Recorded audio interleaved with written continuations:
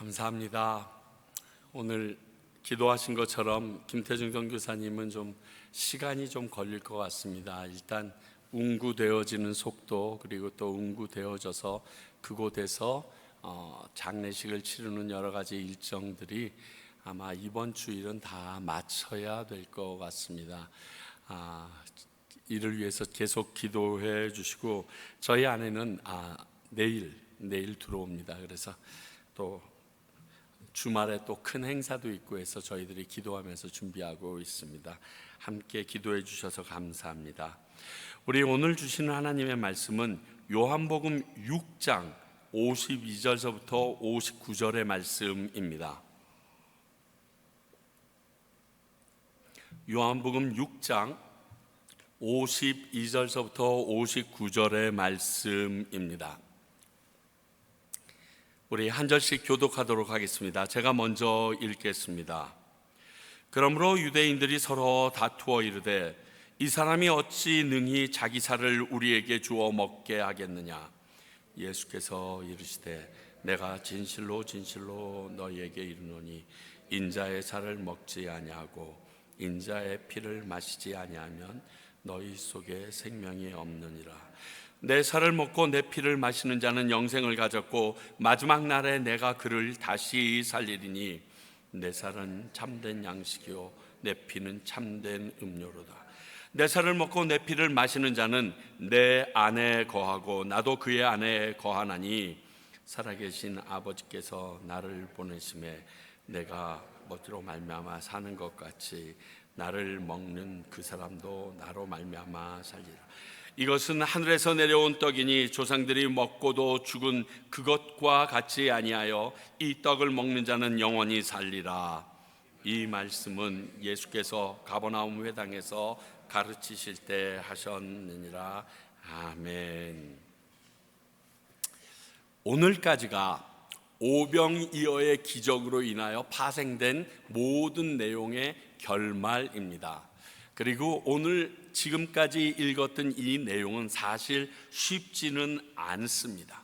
그러나 우리가 하나 기억해야 될 것이, 예수님께서 그들이 예수님에게 찾아 나온 모습을 보고 뭐라고 얘기합니까? 너희들이 내 말이나 하나님 때문에 온 게 아니라 너희들이 먹고 배부른 탓이다. 먹은 음식, 육신의 양식 때문에 이렇게까지 많은 사람이 나를 쫓아오고 있다라고 그들에게 정확하게 얘기하셨습니다. 그러니까 영원한 양식이 되시는 예수님에게 관심이 있는 게 아니라 육신적인 양식을 끊임없이 줄 수 있는 그 사람, 그분의 능력에 또 한 번 그것을 기대하는 마음이 있는 것 같습니다.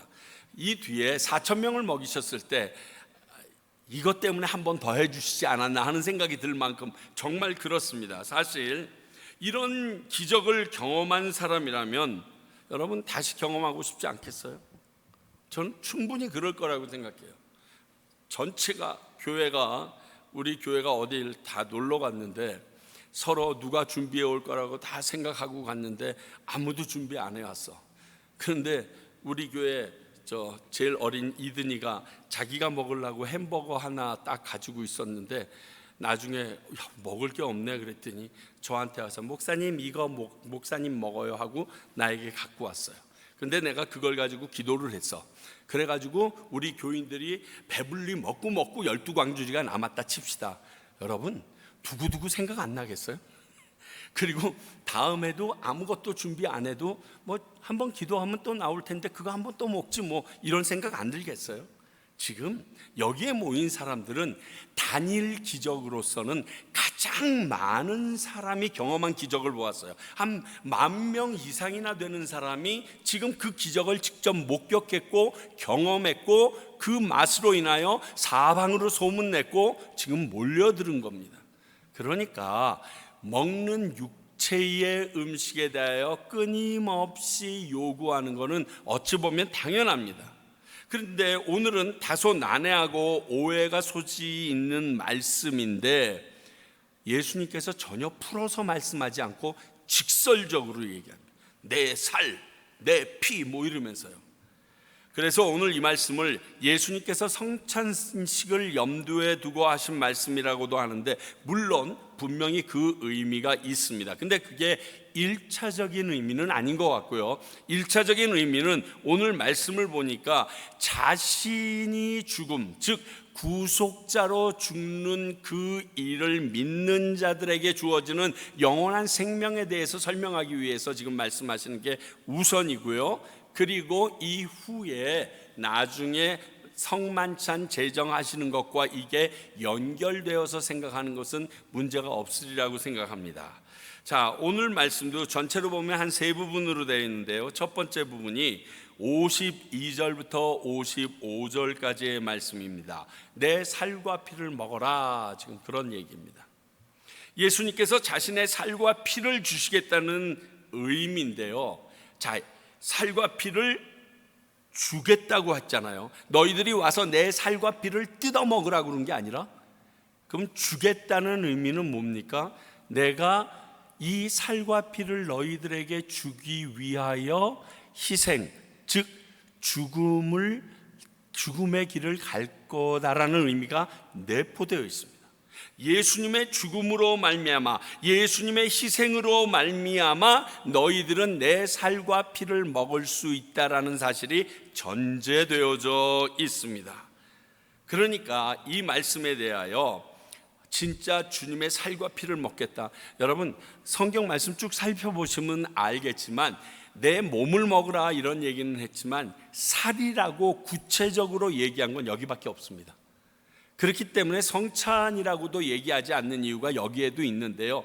Anyway, 예수님의 구속사적인 죽음, 그것을 믿으라는 의미로 하신 게 내 살과 피를 먹으라라는 의미라고 해석하는 것이 맞는 것 같습니다. 예수님이 십자가에 달려 죽었습니다. 나무 위에 달려 죽은 자마다 저주받은, 하나님께 저주받은 자라고 얘기했는데, 그를 저주받은 자로 죽은 것이 아니라 그리스도로서, 즉 우리를 위하여 죽은 메시아로서 희생하였다는 그 사실을 믿는 자, 그 살과 피를 속죄의 제물, 하나님의 어린 양으로 믿고 인정하고 그로 말미암아 내가 죄사함 받았다고 믿는 자, 그들에게 주어지는 게 영생이라는 의미로 이 말씀을 직설적으로 하십니다. 지금도 그렇지만 피를 먹는, 피에는 생명이 있다고 생각해서 유대인들은 절대 피 안 먹습니다. 그들 앞에 괜히 순대 내놓고 뭐 이건 맛있습니다 이런 건 큰일 납니다. 막 난리가 안 나요. 그런 것을 썰었던 칼과 살을 써는 칼과 돼지고기 써는 칼이 다 다르게 있다는 걸 보여줘야 뉴욕에 있는 주이시 동네에서 고깃간을 할 수가 있어요. 그 정도로 엄격한데 이 당시는 어떻게 했습니까? 예수님이 내 피를 먹으라, 피에는 생명이 있다라고 얘기했기 때문에 이것은 그때 유대인들에게는 충격적인 일입니다. 그래서 서로 다투다, 서로 논쟁하다 이렇게 얘기를 합니다. 와, 이 사람이 도대체 살을 먹으라는 것도 이해가 안 되는데 피를 먹으라고? 지가 하나님보다 커? 아니, 그 피 안에는 생명이 있다고 하나님이 얘기해서 그만 일인데 왜 저렇게 얘기할까? 많은 생각이 있을 겁니다. 거기에 사람인 자기의 살과 피를 먹으라고 말하니까 후에 이 말씀 때문에 기독교인들이 인육을 먹고 사람 피, 어린아이의 피를 마신다고 소문이 나서 정말 어려움을 많이 겪게 됩니다. 그러나 앞에서 말한 대로 오직 먹는 육의 양식에만 관심을 갖고 있는 이들에게 예수님은 강력하지만 어떤 해석도 없이 직설적으로 그렇게 얘기합니다. 그들이 뭐라고 얘기했나요? 우리 조상들은 만나를 먹어서 하나님을 우리 주인이라고 인정하고 따랐는데 그런 것 계속 달라고 얘기합니다. 그래서 이렇게 원색적으로 얘기합니다. 뿐만이 아니라 54절을 보니까요, 영생과 부활이 같이 주어진다고 얘기합니다. 예수님의 죽음이 나의 죄를 위한 하나님의 어린 양으로서의 그리스도 행위임을 믿는 자들에게는 영생이 주어질 뿐만이 아니라 영원한 생명, 예수님께서 오실 때 부활도 우리에게 있어진다는 겁니다. 그러면 이 말씀을 살짝 뒤로 돌려서 하면요, 예수님의 죽음이 그리스도로서 우리의 속죄제의 제물로 죽은 자라고 믿지 않는 자들은 영생을 얻을 수 없다. 그게 53절에 써 있는 말씀입니다. 예수님이 어떻게 나의 구원자가 되겠어?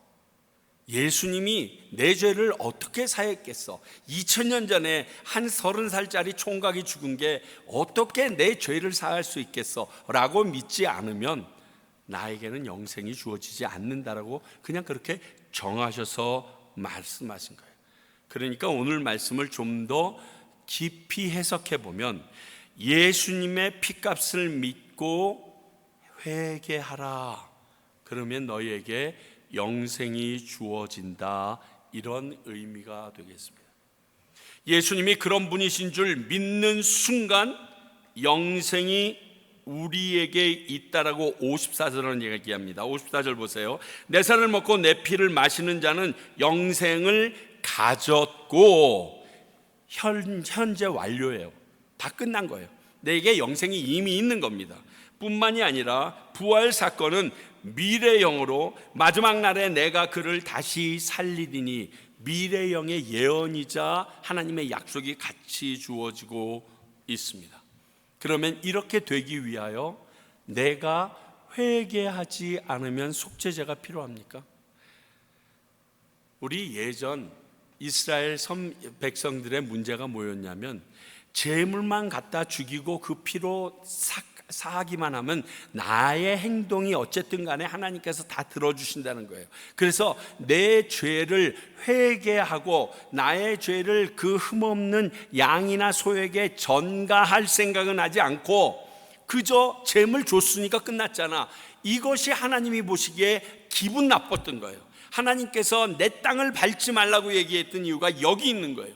너희들이 제사 드리러 온다는 뜻은 한마디로 너희들이 한 주일 동안 살면서 죄를 지었다라는 의미다. 그러면 그 네가 안수한 그 어린 양이나 소나 비둘기가 죽을 때 너희들은 너희들의 죄로 인하여 죽는 그들을 보면서 안타까워하고 가슴 아파야 해야 한다. 내가 이 다음번에 올 때는 절대로 저 소를, 저 양을 죽이지 않고, 레위기 1장에 보게 되면요, 이 제사를 얘기할 때 너희가 양이라고 얘기했던 그 양의 단어가요 참 재밌습니다. 그냥 양이 아니라 누구에게 사서 그리고 누구에게 얻은 양이 아니라 내가 직접 키운 양이에요. 내가 어려서부터 그 양을 키워서 그 양을 제물로 키워서 가장 흠없는 놈을 가지고 갑니다. 여러분, 그때 그 사람의 심정이 어떨까요? 저는 상상할 수 없을 것 같아요. 요만한 병아리를 그 딸내미가 학교 앞에서 500원 주고 사왔는데 이게 빨리 안 죽고 너무 오래 자랐어. 그래가지고 이게 한 달 정도 자라고 나니까요, 이게 죽을 때 되니까 온 집안이 초상집 됩디다. 마음이 너무 안 좋아요. 그렇다면 다윗이 범죄했을 때 나단 선지자가 얘기한 것처럼 내 자식처럼 키운 그 염소, 양, 소, 같이 함께 잠두자고 했던 그 양이 내 죄 때문에 죽을 수밖에 없다라는 사실을 알고 그것을 주님 앞에 내 죄신 드릴 때 그 가슴은 찢어지는 게 정상 아니겠습니까? 지금 그 사실을 기억하라는 거예요. 예수 그리스도께서 죽어주시는 것이 너희들의 죄로 인해서니까 너희들이 제물을 갖다 주고 하나님 예수님께서 죽는 것이 간단한 사건이 아니다. 이 사건에는 꼭 수반돼야 될 게 있는데 믿음과 더불어 믿음이 있다면 당연히 회개가 따라야 된다는 거예요. 그렇지 아니하면 우리에게 영원한 해석이 없다는 것이에요. 영원한 생명이 없다는 거예요. 지금의 우리들에게도 동일하게 적용되는 사실입니다. 우리가 예수님을 나의 그리스도로 믿고 나의 죄를 회개하는 순간 나는 이미 구원을 받은 존재입니다. 그리고 영생에 이르게 된 존재입니다 라고 해석해도 전혀 무방한 그러한 내용을 말씀하고 있습니다. 이게 계속 얘기하시는 예수님의 가장 키포인트입니다. 그런데 따라오는 무리들은 계속 육신적으로 먹을 것만 얘기합니다. 만나랑 비교하면서. 참 이야기가 안 되는 거예요, 이야기가. 두 번째 연이어서 이렇게 얘기합니다. 56절 57절 그리스도와 예수와 연합하라, 예수 안에 거하라. 예수님과 연합하는 것이 하나님으로 말미암아 사는 것이다. 그래서 제가 아까 갈라디아서 2장 20절 그 찬양을, 이제 내가 사는 것은 내 안에 계신 예수 그리스도로 말미암아 사는 것이다, 그 찬양을 부른 이유가 여기 있습니다. 제가 이 글 찾아보면서 히브리서 56절에 보게 되면 이 거하다라는 히브리어 단어가 메노라는 단어더라고요. 근데 이게 속하다라기보다는 누구의 것이 되다, 다시 말하면 제자도적인 특징이 있습니다. 예수님 안에 거하다, 예수님처럼 그의 제자가 되다, 이렇게 해석해도 문제가 없는 단어예요. 요한복음 15장 4절 볼까요? 내 안에 거하라, 나도 너희 안에 거하리라. 가지가 포도나무에 붙어 있지 아니하면 스스로 열매를 맺을 수 없음 같이 너희도 내 안에 있지 아니하면 그러하리라. 그리고서 바로 다음 절에 있는 5절에는 그래서 예수님을 떠나서는 우리가 아무것도 할 수 없다, 이렇게 결론을 짓는 겁니다. 당연하죠. 나무에 가지가 붙어 있지 않으면 끝나는 거 아닙니까? 조금만 꺾어져도 그 꺾어진 부위는 다 죽어버리는데. 요한복음 8장 31절 32절은 이렇게도 말합니다. 그러므로 예수께서 자기를 믿는 유대인들에게 이르시되 너희가 내 말에 거하면 참으로 내 제자가 되고 진리를 알지니 진리가 너희를 자유케 하리라. 말씀하시면 내 안에 거한다는 것은 그분의 제자가 되는 것과 동일한 것으로 말씀하고 있습니다. 그렇죠? 그러니까 예수님 안에 거하라. 우리가 이 예수님과 연합하지 아니하면 그의 제자로서 살아갈 수 있는 방법은 없다라는 말씀을 확인시켜 준 겁니다. 좀 더 구체적으로 얘기할까요? 지금 예수님이 자신의 살과 피를 너희들에게 내어 주어 먹게 하겠다라고 얘기했습니다. 그러니까 그 예수님의 삶, 즉 내 것을 다 내어주는 희생적인 삶이 너희들 삶에 따라 있지 아니하면 너희들 안에 내가 없는 것이다 라고 해요. 쉬운 일은 아닙니다. 그러나 우리가 기억해야 할 것은 예수님이 살아온 그 모습에 대하여 생각해보고 내 행동과 내가 해야 될 말을 결정하는 것은 참으로 중요합니다. 그게 굉장히 복잡한 것 같은데요, 계속 몸에 배어 있으면요 저절로 됩니다. 진짜예요. 자전거 안 타다가 500만 년이 지나서 자전거 차도 저절로 타게 되는 이유가 내 몸이 익히고 있어서. 제가 과테말라 오기 전에는 스틱으로 운전하는 거 할 일이 없었어요. 요즘엔 전기차 시대인데 이것도 없어요. 내가 딱 올라타면 내 손가락 하나 끝에 그냥 내가 갈 장소 다 알아서 손에 핸들만 올려놓고 있으면 딱 도착하던데 뭐. 그런 세상에서 여기 왔더니 스틱으로 해야 되는 거예요. 너무너무 처음에는 두렵고 떨렸는데 한두 번 덜컹덜컹 하고 나니까, 한 이틀 지나고 나니까 운전이 되더라고요. 이게 뭐지? 내 몸이 기억하고 있는 거예요. 우리가 하나님의 제자로서 그분이 살았던 삶에 대하여 끊임없이 시뮬레이션, 그리고 내 머릿속에 그의 말씀이 계속 돌아가면 그분의 말씀처럼, 그분이 살아갔던 길처럼 내가 예전에 내 모습대로 사는 길에서 멈춤해가지고 하나님이 원하시는, 예수님이 사셨던 길, 그분의 제자로서의 살아야 되는 길은 이런 거지, 자기 십자가를 지고 따라가는 길, 나를 버리고 나는 없어, 예수 그리스도가 주신 그 믿음으로 사는 길, 갈라디아 2장 20절 말씀 그대로 가야지 라는 생각이 나를 지배하기 시작하면요 그게 저절로 되는 거예요. 그렇지 않은 길로 갈 때 멈칫하는 거예요. 그렇지 않은 행동을 할 때마다 이러면 안 되는데라는 생각이 드는 거예요. 그래서 우리가 가지고 있던 죄의 높이와 깊이가 점점 낮아지게 되는 거예요. 완전히 없어질 수는 없겠죠. 그러나 예전에 했던 그 잘못을 계속 고하는 게 시간이 줄어들고 다른 쪽을 위하여 기도하는 그 기도의 시간이 길어지는 걸로 바뀌어져 나간다는 거예요. 똑같다는 거예요. 또 하나, 그리스도 안에 거하라 하는 것은 예수님 안에 거하는 방법을 예수님께서 가르쳐 주셨습니다. 그게 뭐냐면 요한복음 15장 10절이에요. 내가 아버지의 계명을 지켜 그의 사랑 안에 거하는 것 같이 너희도 내 계명을 지키면 내 사랑 안에 거하리라. 자, 지금 오늘 뭐라고 얘기하냐면요, 내 살을 먹고 내 피를 마시는 자는 내 안에 거하고 나도 그의 안에 거하리라 했는데, 예수님께서 내가 하나님과 하나인 것 같다라고 얘기하시고 내가 하나님 안에 거하는 방법에 대해서 얘기해 주십니다. 내 아버지의 계명을 지켰더니 내가 그분 안에 거하게 되었더라. 그리고 너희도 내 계명을 지키면 내 안에 거하는 거다. 다시 말하면 예수님 안에 거하는 방법은 말씀을 지키는 것이 우리가 예수 그리스도와 연합하는 방법이라는 것을 명확히 알려줍니다.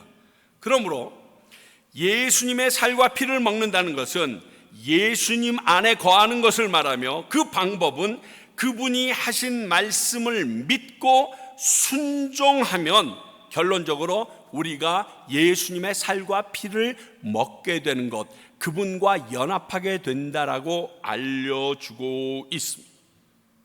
이게 제일 중요한 포인트입니다. 우리가 예수님이 십자가에서 돌아가신 사건을, 우리의 죄를 구속하신 어린 양을 믿는 그것이 그분 안에 거하며 동시에 영생을 얻게 되는 길이라는 것을 이야기하고 있습니다. 그러니까 예수님의 살과 피를 먹는다는 것은 예수님이 그리스도이시며 그의 죽음이 우리를 위한 구속이라는 사실과 그 예수님이 우리에게 가르쳐준 그 말씀을 지켜 행하는 것이 우리가 그분의 살과 피를 먹는 방법이라고 부연 설명해 줬다라고 여기시면 됩니다.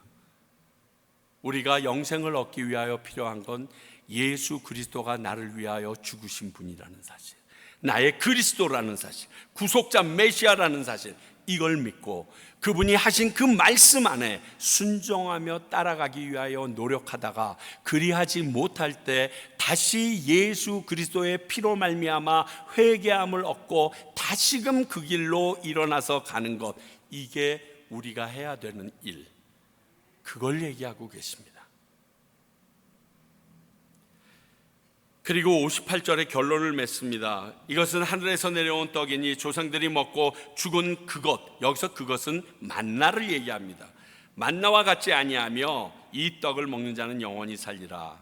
나를 믿는 사람들은 너희의 기대한 그 만나와는 다르게, 그거 먹은 사람들 다 죽었잖아. 근데 나를 먹는 사람은 영원히 살아 얘기하십니다.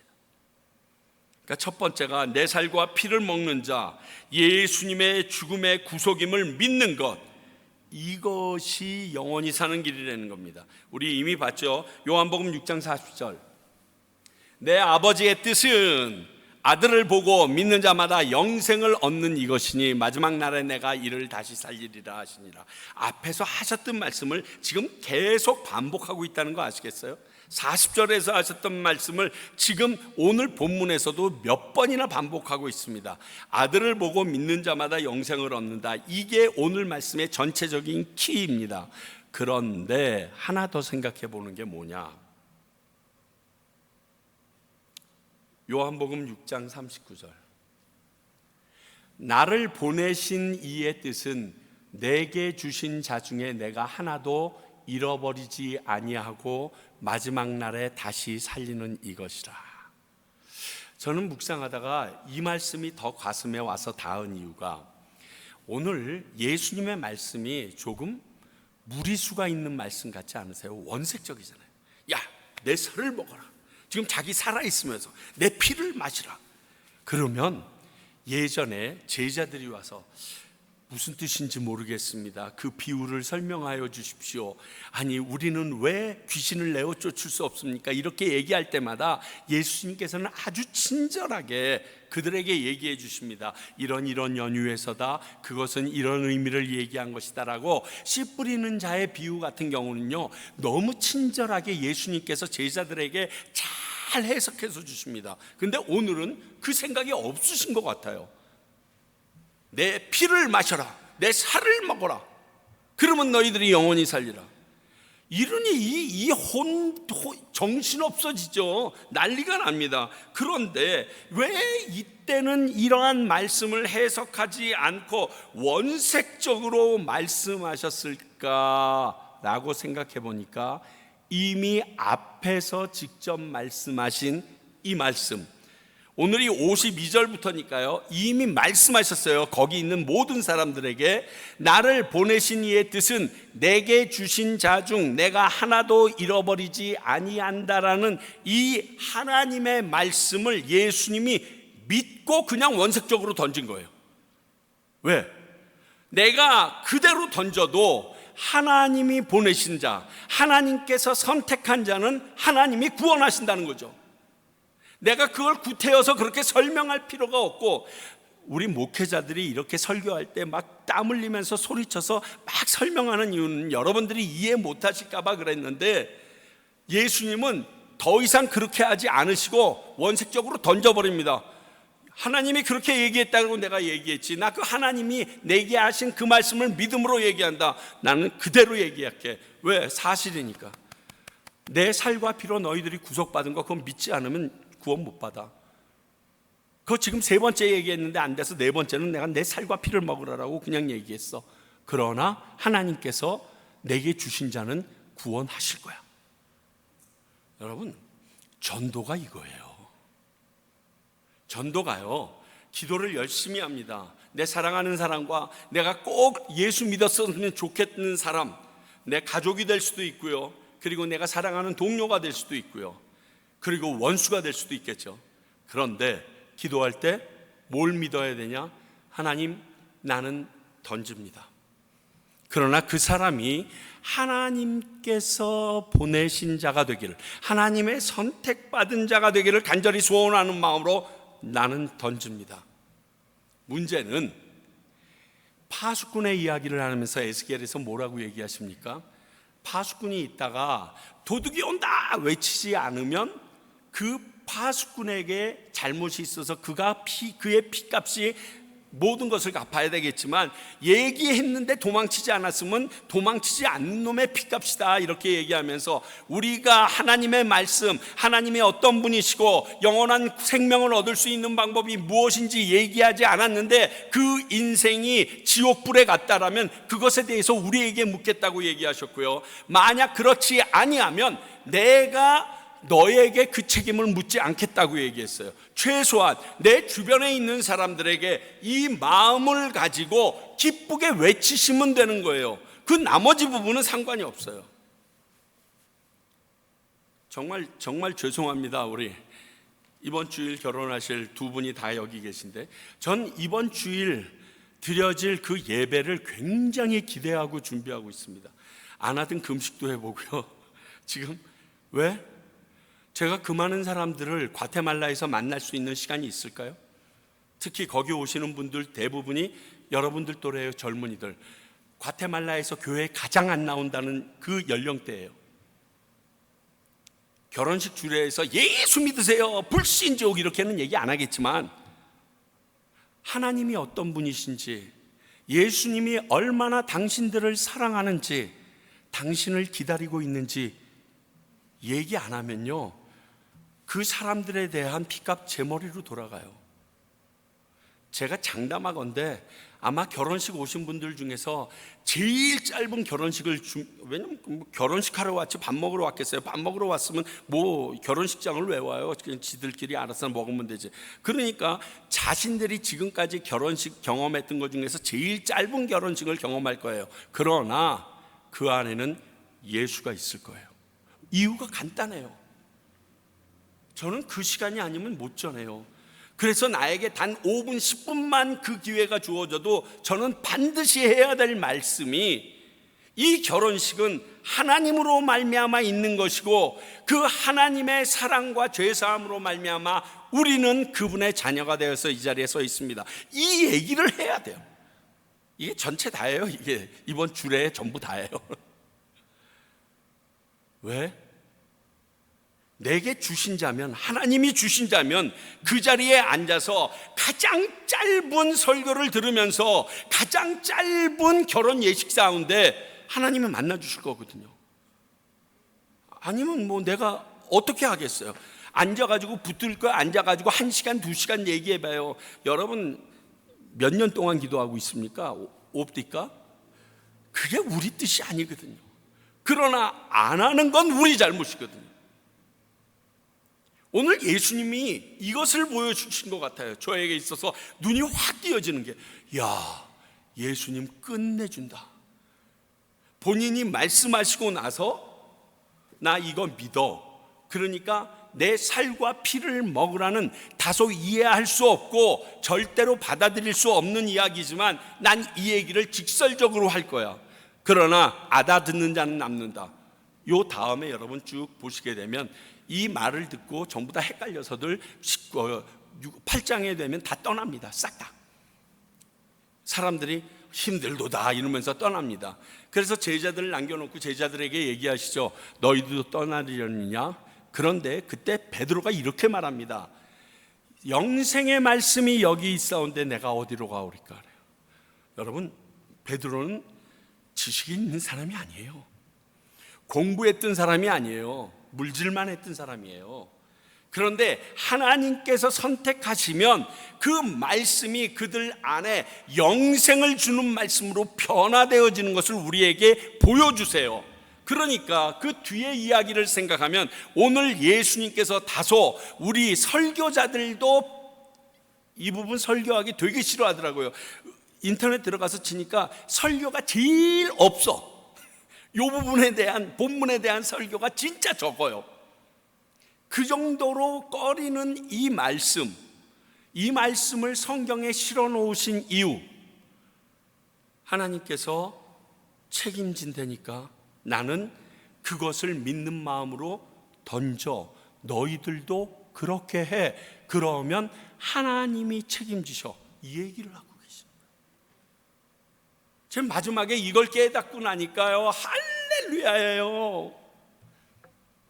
누가 변화되지 않아요? 누가 어째요? 조금 기다려주겠니 하셨잖아요. 하루가 천년 같고 천년이 하루같이 되잖아요. 그분께서는 모든 영혼이 주님 앞에 돌아오는 걸 원하신다잖아요. 그런데 왜 이 말씀을 못 믿고 나는 이렇게 조바심을 냈을까 하는 그 안타까움과 더불어 제 안에 진정한 평안이 오더라고요. 내 책임이 아니란 뜻이 아닙니다. 최선을 다하되 그가 하나님 앞에 무릎 꿇고 안고 꿇는 것은 내가 할 수 있는 일이 아니다는 거예요. 안 꿇으면 가슴 아프겠죠? 그리고 계속 보면서 그래도 교회 좀 나오시죠. 아유, 그래도 예수님 믿으셔야 돼요. 내일이 어디 있어요? 우리가 막 그러면서 얘기를 하겠죠. 그러나 내 안에서는 믿어야 될 것이 이거라는 사실이에요. 그리고 내가 할 것을 하면 되는 거예요.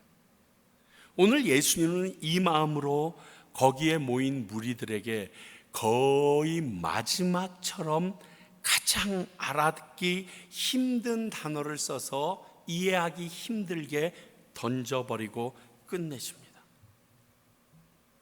그런데 있어야 될 사람들은 남고 떠날 사람들은 떠납니다. 여러분, 예수님께서는 가슴 안 아프셨겠어요? 가룟 유다 하나 그렇게 되는 것 가지고도 앞으로 계속 얘기가 나오는데 그게 못내 여기에 걸려서 끊임없이 얘기하십니다. 여러분 한번 생각해 보세요. 예수님께서 마지막 성만찬 그 최후의 만찬하시기 전에 허리에 수건을 동이고 한 사람 한 사람 발을 씻기는데 그 시간에 그 자리에 가룟 유다가 있었어요. 가룟 유다의 발을 씻기면서 그분이 그 전에 말하기를 모두 다 깨끗하여졌느니라 그러나 다는 아니니라 그러면서 발을 씻기실 때 내 앞에 가룟 유다 앞에 섰을 때 어땠을까요? 저희 아내가 지지난주인가? 아니야 4주 전쯤 우리 어린아이 부서 어린이 1대1이 있었어요. 걔네들 이제 간증 한번 할 거예요. 걔네들이 3개월 반에 걸쳐서 어린이 1대1을 끝냈습니다. 그리고 마지막 시간을 저희 아내가 그 아이들을 한 명 한 명 발을 씻겨줬는데 마침 우리 별이가 발을 안 씻고 온 거야. 그런데 갑자기 사모님이 발을 씻겨주겠다니까 너무 놀란 거야. 그래서 다른 애들은 잘 씻었는데 별이는 사모님 제가 오늘 발도 안 씻고 냄새도 너무 많이 나고 너무 죄송해요 그러면서 뚝뚝 눈물을 흘리면서 울더라는 거예요. 우리가 그러한 죄가 많이 지어졌으면 그렇게 예수님이 발 씻겨줬을 때 가룟 유다가 울었어야 될 터인데 제가 보기에는 예수님이 울으셨을 것 같아요. 하나님 꼭 이 유다를 내 제자 중에 넣어 쓰셨어야만 됐나요? 외부에서 이런 사람을 하나 선택했으면 안 됐을까요? 3년이나 동고동락했는데 주님 이 친구를 버려야 되나요? 주님 그분의 마음을 가지고 그분의 모든 것을 복음을 전하는 저와 여러분들이 되셔야 됩니다. 이렇게 3번, 4번에 걸쳐서 나를 믿어다오. 왜? 영생이 그래야 너희 것이 되니까. 이 간절함 마지막에는 다 테레스타이, 다 이루었다 하는 식으로 하나님에게 맡기고 마지막 이렇게 설교하고 마치십니다. 오늘 우리들에게도 동일하게 하나님은 말씀하십니다. 예수님은 우리에게 오늘도 동일하게 말씀하십니다. 내가 너희들을 위하여 죽었다는 사실을 믿느냐? 믿어야 한다. 뿐만이 아니라 믿는다면 너가 내 안에 거하여야 할 텐데 그 거하는 방법은 내가 너희들에게 가르쳐 지키라 했던 그 내용들을 순종하여야 한다. 그 하나님의 말씀 붙잡고 살아가는 저와 여러분이 되길 바랍니다. 기도하겠습니다. 하나님 아버지, 오늘 말씀을 들으며 읽으며 예수님의 그 크신 뜻과 그 큰 사랑을 감히 생각해 봅니다. 그리고 그 은혜로 말미암아 이 자리에 서 있게 된 우리들임도 고백합니다. 이제는 내가 없고 내 안에 계신 예수 그리스도가 사는 그것으로 산다라고 고백하는 우리들이 진짜 그런 삶을 살게 도와주시옵소서. 그리하여 주님께서 우리에게 하신 이 놀라운 일들을 우리가 자신 있게 모든 사랑하는 사람들에게 전하며 그들로 말미암아 함께 영생에 이르도록 함께 갈 수 있도록 우리들을 사용하여 주시옵소서. 지금은 우리 주 예수 그리스도의 은혜와 하나님 아버지의 크신 사랑과 성령의 역사 감동하심이 오늘 말씀처럼 나를 위하여 죽으신 예수 그리스도를 믿으며 그의 말씀대로 살아서 그 안에 거하길 원하는 주님의 귀한 백성들과 이 하나님의 귀한 비밀을 전하기 위하여 세워주신 평강교회와 이 말씀을 붙잡고 지금도 복음을 전하고 있는 많은 선교사님들 위해 이제로부터 영원히 함께 하시기를 간절히 축원하옵나이다. 아멘. 아버지 감사합니다. 아버지 그 일이 이루어지도록 도와주시며 그 일